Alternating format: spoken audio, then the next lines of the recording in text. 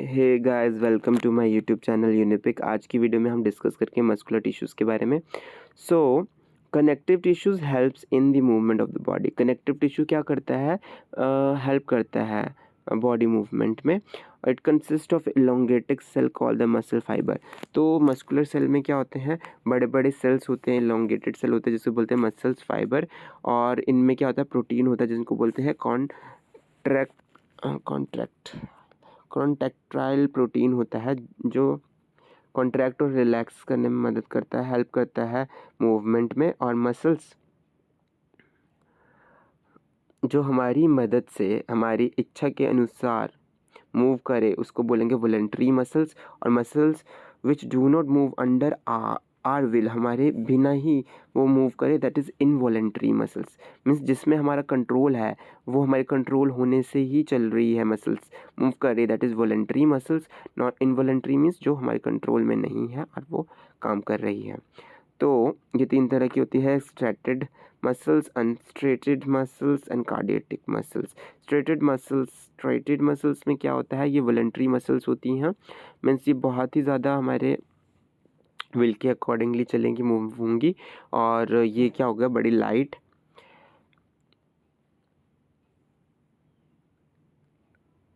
तो voluntary muscles having light and dark striations. Light और dark striations होते हैं स्ट्रेटेड में, लाइट एंड डार्क स्ट्रेशंस। यहाँ पे पिक्चर्स तो नहीं दिख रही हैं। तो जो सेल्स होते हैं इस तरह के मसल्स में, वो बहुत ही लॉन्ग होते हैं, सिलेंडरिकल होते हैं, मल्टी न्यूक्लिएटेड होते हैं, काफ़ी सारे न्यूक्लियस होते हैं, तो इसलिए वर्ड क्या है? मल्टी न्यूक्लिएटेड होते हैं। और इनका दूसरा नाम क्या है? स्केलेटल मसल्स भी बोला जाता है, क्योंकि ये बोन्स के साथ अटैच होते हैं, ठीक है? तो इसको स्केलेटल मसल्स भी कहा जाता है। तो ये हेल्प करते हैं वॉलंटरी मूवमेंट्स में बॉडी की। अनस्ट्रेटेड मसल्स को स्मूथ मसल्स भी कहते हैं। ये इनवॉलंटरी मसल्स होती हैं जिसके में कोई भी स्ट्रिक्शंस नहीं होती हैं। तो ये जो सेल होते हैं काफ़ी लॉन्ग होते हैं और स्पिंडल शेप के होते हैं, ठीक है? और ये एक ही न्यूक्लियस होता है, तो यूनी न्यूक्लिएटेड होता है। वेयरएज़ ऊपर जो हमने पढ़ा था मसल्स के बारे में, वो मल्टी न्यूक्लिएटेड था। और ये कहाँ पे प्रेजेंट होंगे? मसल्स के साथ अटैच होते हैं स्ट्रेटेड, और ये अनस्ट्रेटेड किस में होते हैं? Alimentary canal, blood vessels, bronchi, lungs, iris of eye, यहाँ पे यह प्रेजेंट होते हैं मसल्स और हेल्प करते हैं इनवॉलेंट्री मूवमेंट में।